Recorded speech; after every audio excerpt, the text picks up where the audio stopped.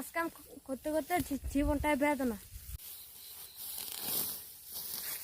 পাহাড়ের জীবন যাপনে তো সহজ না, অনেক কষ্টের।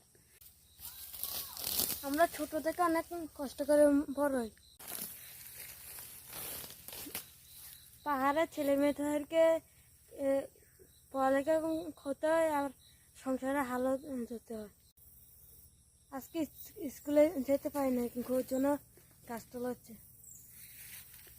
সমতলের মানুষটা তো সুখে আছেন, আমাদের মতন কষ্ট করলে দেখি। আমার কাজ যদি ভালো লাগে থাকে তো সবাই লাইক দিয়ে সংসারে ভালোবাসা দিয়ে দেবে।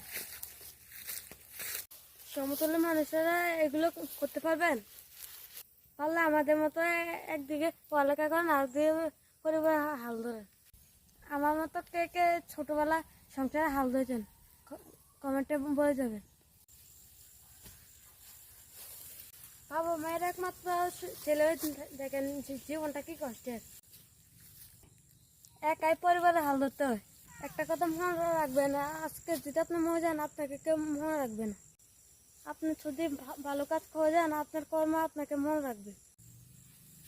এই জন্যে কবি বলেছেন, শ্রম হোক যথাযথ, কর্ম হোক ভালো।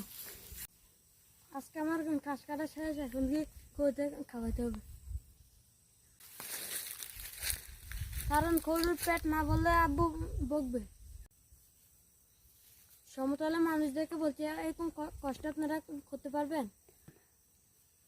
কত কষ্ট করে আমি কাজ কেটে আনলাম পাহাড়ের থেকে, আমার কষ্ট হয়ে চলে দেখতে পাচ্ছেন, দেখেন পিছনে কত বড় বড় পাহাড়।